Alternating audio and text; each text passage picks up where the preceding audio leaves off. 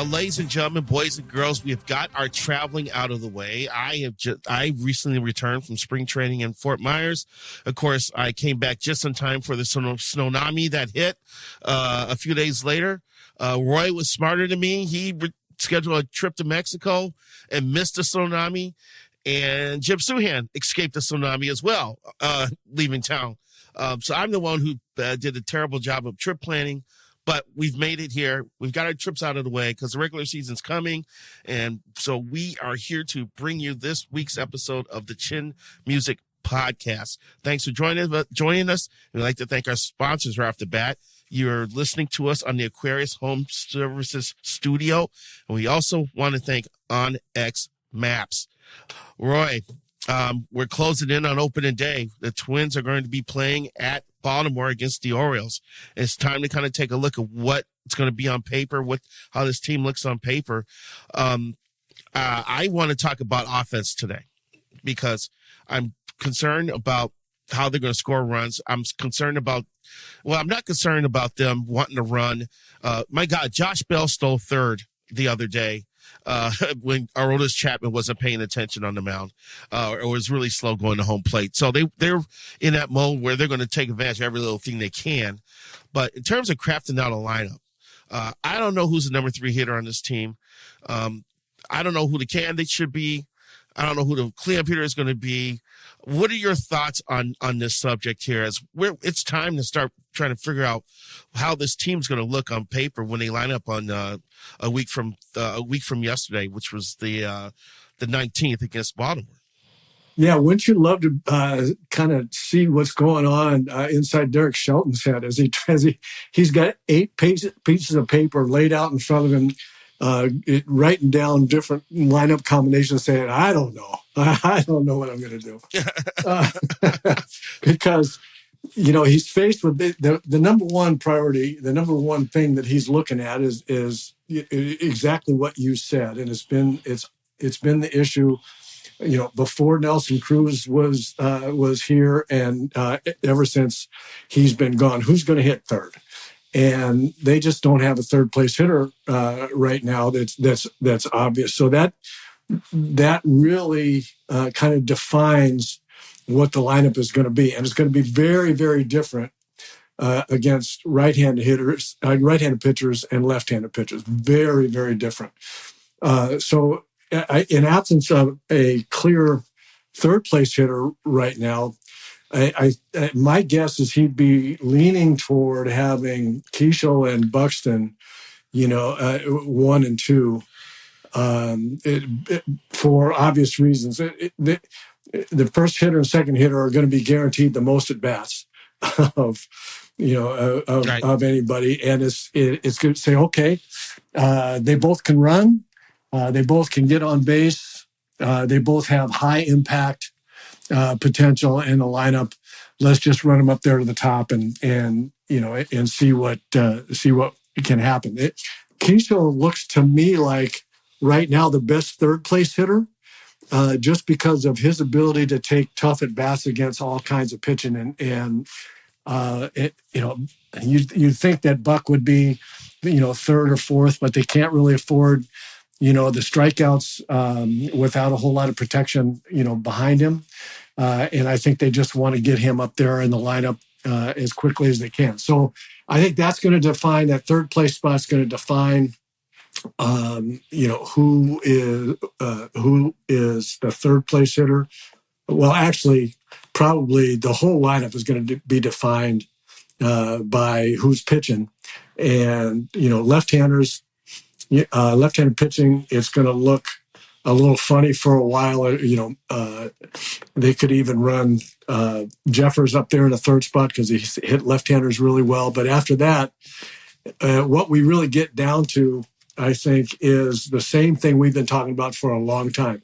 It's the question marks of the kids that are so important to them stepping up. Is that going to happen or not? Keishel looks like a lock to be a big league hitter. What about Royce Lewis? What about Brooks Lee? What about Matt Wallner? Those 3 guys are, so important to answering the questions about what the lineups are going to be. And until you know what they're going to do, have a little bit better idea of what they're going to do, the lineup is going to be uncertain. It's going to be a day-to-day thing. Say, okay, let's start with this one and see. But I kind of think Josh Bell as a switch hitter and a guy who hit the ball in the ballpark and a guy that has done it before is going to be a cleanup hitter. That would make sense to me, because then you can be a switch hitter, then you can back him up depending on the starting pitcher with a right-hander or a left-hander. The Twins lineup is going to be vulnerable to left-handed pitching for a while until Yes. Royce Lewis steps up, and until Brooks Lee swings the bat well against left-handers. So that's all. This rambling is a vocal example, an oral example of all the crap that's going on in Derek Shelton's mind right now. Absolutely. Yeah. Now, when I was down there, I was asking him, when should we start paying attention to some of these lineups? And he was like, well, I got to get Buxton back from the WBC first and see how he fits in. And before that, he says, I'm just looking at guys now. Like he's on every road trip. Some managers won't go on the road, in spring training, because he's just trying to get eyes on the players he's got and figure out what his inventory is and how he can utilize it. Rocco pretty much, I think, last couple of years just took his OPS guys and kind of put them up at the top of the order, which was, Buxton leading off. And then you saw Keishel. I think he put Brooks Lee in the 2 hole sometimes as well. Brooks is having a decent camp. Actually, he's batting 279. No homers. OPS is just 713 though. Keishel's having a great spring.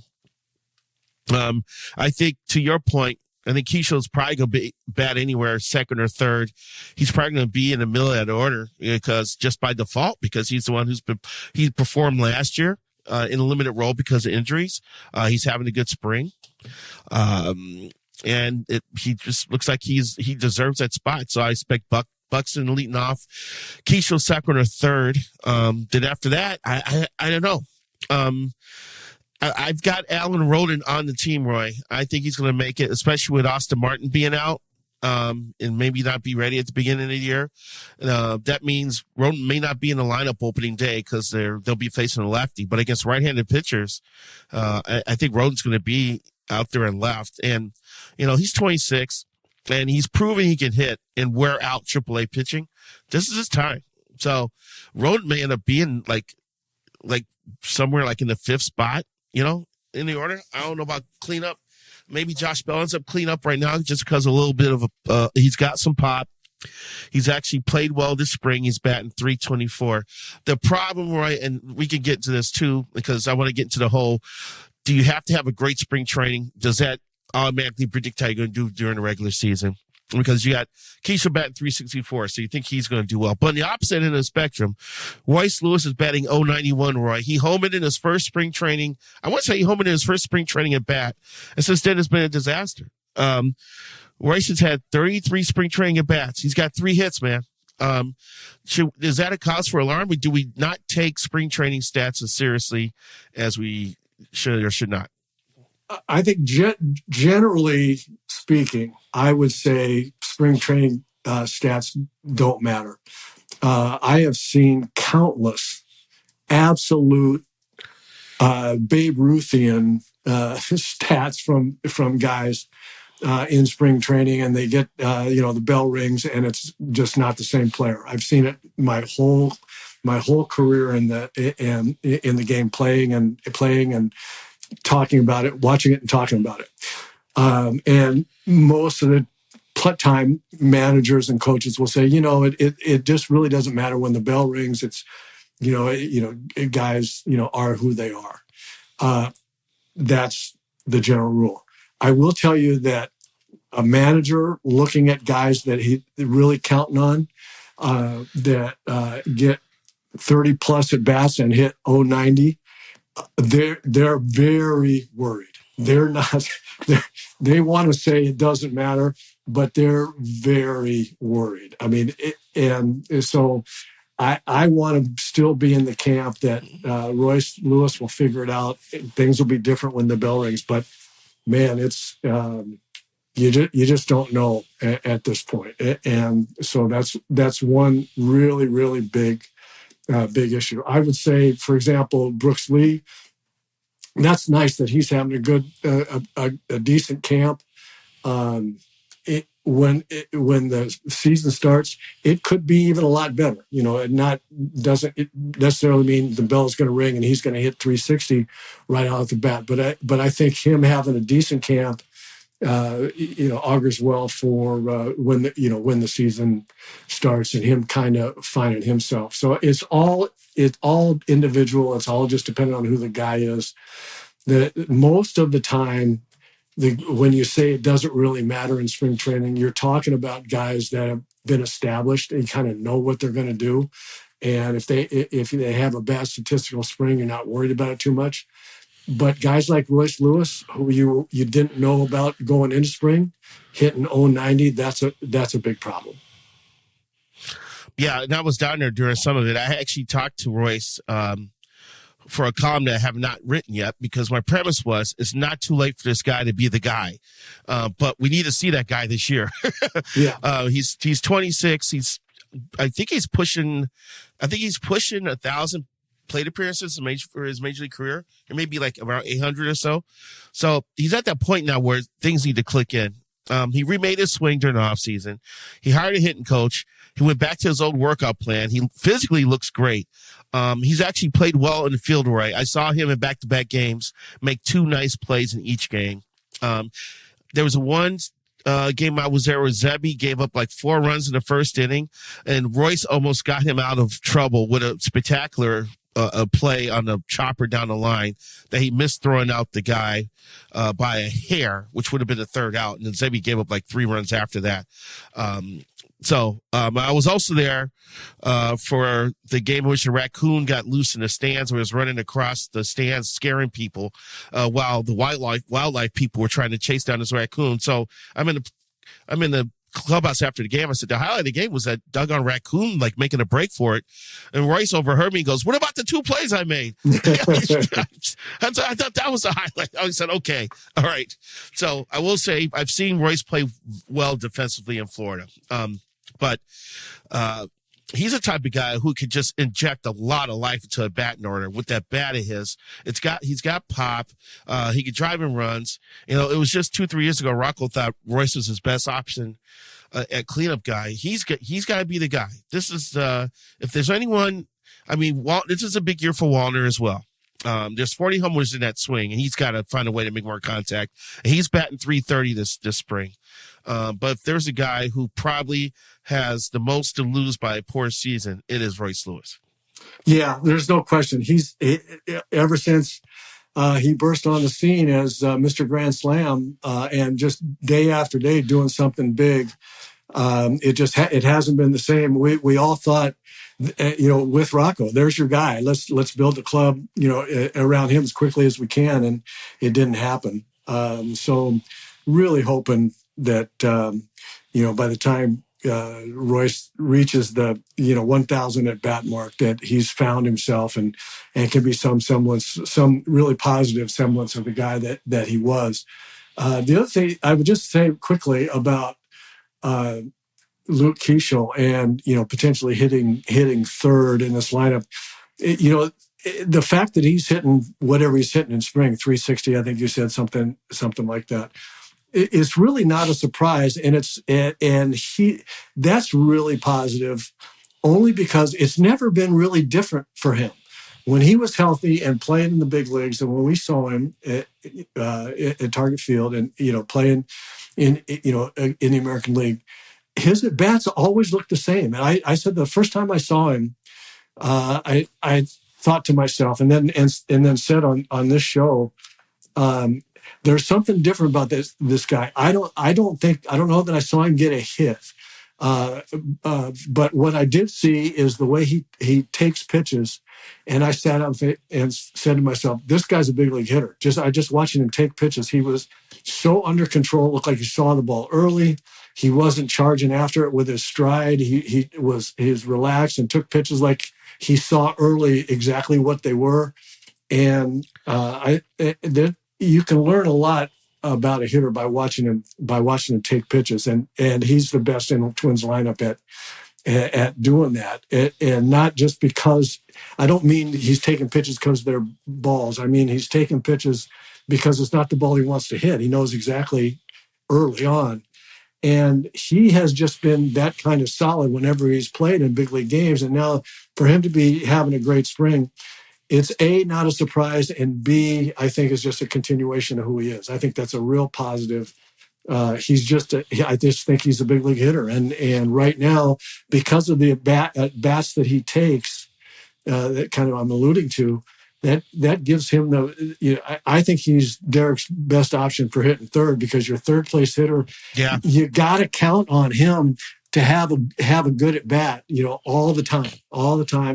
And you can't, you just can't have a guy hitting third that is going to be streaky and up and down. And, Keishel's there, Royce Lewis can be the man. Keishel's it right now. Yes, he is. 827 OPS last year in 49 games for Keishel, and Royce as a 1,008 career plate appearances. So he's right at that point where it's got to kick in. Yeah, he is. I usually say 1,200 at bats. So he's there. And so this will be the year when he and we all will find out what kind of hitter he's going to be.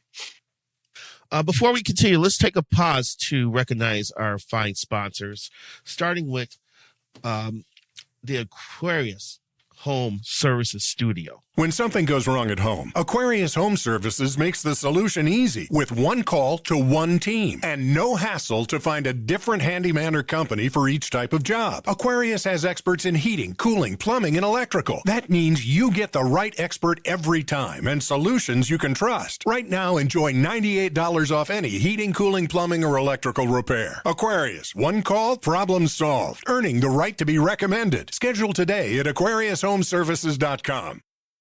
And we also like to recognize OnX Maps. I want to tell you about OnX Maps, OnX Hunt, and OnX Fish. Have you ever driven past a piece of land and wonder who owns that? Or maybe you need to know exactly where a property line runs. That's where OnX Hunt comes in, and it's not just for hunters. There are folks using OnX for their jobs every day throughout the country, from farmers and ranchers mapping out their fields, wildland firefighters navigating rough terrain, to construction workers needing to know who owns what property. This app offers something for everyone. If you need the best land ownership maps, aerial imagery, and property boundaries in your pocket, OnX Hunt is the tool for the job. Try it free for 7 days. Download OnX Hunt in the app or Google Play Store, or visit onxmaps.com/hunt to get started. Okay, Roy, let's take a trip down memory lane here. How many at-bats did you need in spring training to feel like you were ready for a regular season? Was it a set number every year? Were there different circumstances? Do you feel like you played too much, not enough? What was your sweet spot in terms of what you needed to get out of spring training? I don't remember the number of at bats. I remember the feeling. Here's the worst feeling. Here's the worst scenario for me. It's like being hot at the plate, feeling I'm exactly where I want to be, and there's 10 days left in spring training. I went, oh man, I'm wasting all these hits, man. This is terrible.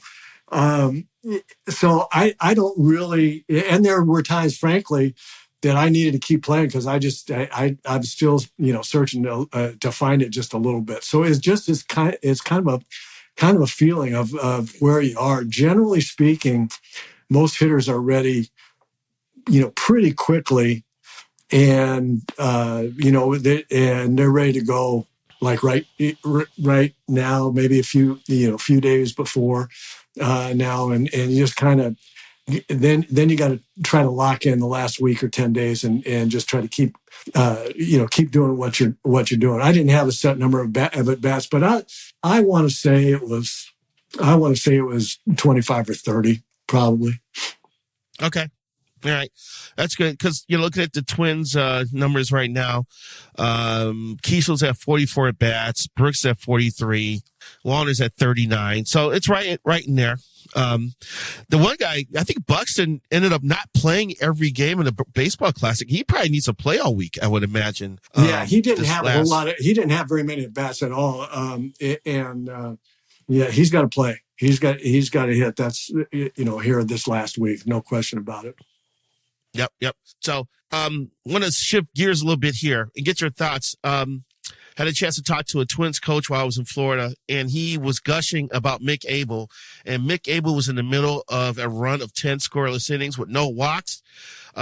He promptly went out and walked a leadoff batter in the first. They gave a 2-run jack as soon as he got to that streak, but he got back on the horse and has had a strong spring. I'm hearing Mick Abel has had the nastiest stuff of anyone on that pitching staff at camp. I have now put him on my rotation. I'm bumping Zebby off and starting the season with Mick.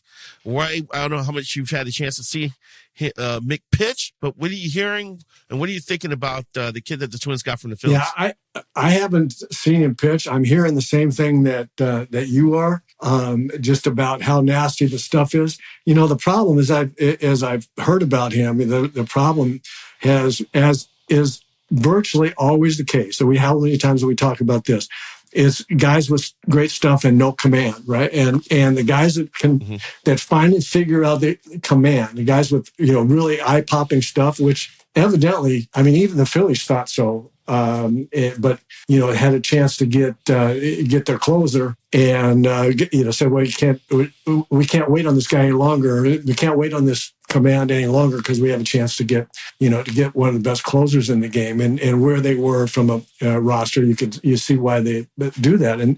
But that's why you trade somebody of Duran's stature and ability. If you need to get rid of payroll, then you got to, with someone of that caliber, you got to try to find the best possible athlete or the best possible stuff that you can. I think they found the stuff. So the question is, will he be one of those guys that never figures it out from a command standpoint, or will he lock in? The guys that have become the best pitchers in the game, generally speaking, have been the same. It's like early on, not the best command. All of a sudden they find it, and then they're unhittable. And I think he's got that chance. This is the one thing you don't know. It's spring training, and you don't know what it's going to be like when the bell rings. Whether it's kind of like in golf, Lavelle, where the biggest problem in golf is that you have an issue that. The surfaces, let's say you hook the ball and you finally fix out. You don't have that really snap hook anymore, and then you get in a tough spot and you're competing. You're playing in a tournament or something, and you come down the stretch and sure enough, here comes that snap hook. It's just because the pressure and the intensity, and you don't. You're not relaxed and keep going the flow that you had going, and it's the same thing in baseball, whether it's hitting or pitching. And so we're going to wait to see whether when the bell rings, whether or not he can continue this flow of being able to throw the ball, all his pitches, where he wants to throw them the majority of the time. If he does, I think he's got a chance to be the best, the best arm on the staff. So, let's knock on wood. This is the kind of thing the Twins need. The Twins are in a situation in their lineup and on the mound, both starters and relievers, where they say, okay, someone step up and be a frontline big league player right now. Who's it going to be? How many of it's going to be? That'll determine our season. Yep. In 39 innings pitched last year, Mick had 16 walks, and that's just too high. But he's turning it around, and it's a good omen for a regular season with him. Well, here's the thing, Lavelle. Just one other thing to make that point. The walks are too high. What we don't, what we haven't looked at, what we don't know is when your command is off like that, how many times do you go 2-0 and 3-1? Besides the walks, how many times did you get hitters in a hitter's count after you've walked two guys, right? And then something big happens because you throw something down the middle with 2-0. So it's all of those things snowball. It's all part of not having command. And when you're not walking people and you're 0-1 all the time, you're going to win. With that kind of stuff, you're going to win. And opposite end of the spectrum, we're talking to Zebby after he had that outing when he had the bad first inning, but he settled in to throw 3 scoreless innings. Zebby pointed out that he nibbles, and that gets him in trouble, that he's trying to make the perfect pitch and he's trying to nibble, and things go haywire. And then, if he gets a base runner, then he starts to nibble, and he's still working through that. And I'm like, with Zebby, someone with that type of stuff in command, throwing strikes with conviction should not be that difficult for him. But, for a young pitcher, you can kind of understand what he's going through. Just the fact that Zebby's recognizing that, how much is knowing that you have a problem is the first step toward kind of solving it. Yeah, it's really true. And here's the thing that I've always found with, young pitchers, and it gets to all pitchers. It's the same idea. I've always said, your stuff is your stuff. You better find out early in the count. Just find out early, because it's not going to get any better 2-0 and 3-1. I mean, their stuff is your stuff, and if you nibble around because you're afraid of your stuff, you're afraid it might not be good enough, then it's really not going to be good enough when the hitter's starting to feel good about what the count is, right? And after he's seen some pitches. So find out early. Here it is. Here's what I got. Now, I don't mean throw it down the middle. Every pitch, throw up down the middle fastball and just flop breaking balls up in the middle of the plate and all that. I don't mean that. But, outer third is better than missing off the outside part of the plate. You might get hit, you still need to, inner third better than missing inside, right? I mean, and going ball one, ball two, and you might as well find out early, because it doesn't get better with age. As the count ages, the stuff doesn't get any different. I'm also old school in the aspect that I like to see pitchers pitch inside to help them with the outer half of the plate when they need it. There's no question. If you can't or won't pitch inside, then you cannot win in the big leagues. And you got to pitch hard, aggressively inside. If it's a strike on the corner, that's fine. If it's inside and kind of and gets it will get a hitter's attention about the velocity. The velocity seems 3 or 4 miles an hour faster inside than it does on the outside part of the plate, and that's because to hit that pitch on the big end of the bat on the inside corner, you have to hit it about 1.5 to 2 feet further out in front of you than you do on the outside corner, and so consequently you have an awful lot less time. And once you pitch in there, you get hitters thinking about how quick they have to be to get to that pitch, and it's in their heads. I mean, I can tell you as a hitter, that's the only way that you can pitch to the rest of the plate is by impressing a guy with your velocity on the inside part. All right. Well, let's finish up with Roy. I was hoping you had like a favorite spring training memory. Since we're wrapping up spring training, get ready for the regular season. You've participated in many spring trainings. Where there was a moment, was it just one routine that you enjoyed the most out of your years being down in Florida or Arizona? I don't know, for camp. What do you got? I'd have to think about that a little bit, Lavelle. I'm sorry. We should have probably talked about this before we went on the air, or a couple of days ago. It might have taken me a while to think. I should have brought this up earlier. No, I'm sure there's stuff, all kinds of stuff. I haven't thought about spring training that much, over the course of years, other than, my favorite part of spring training, I'll just say this. My favorite thing about spring training is just the fact that it felt like your family's down with you, and it's a 9-to-5 job. You don't get that during the season. For 6 months, you're home a week and gone a week, and the week that you're home, you're home until 2:00 in the afternoon, and then gone until midnight, right? And so it's not a lot of time with your family, and that goes on for 6 months, and so for the 6 weeks or whatever it is, and for spring training, and we used to go down a little bit early, so I'll just call it 7 or 8 weeks of spring training. I'd get to the ballpark at 8:30 and or a little earlier, and I'd be home by 5 o'clock.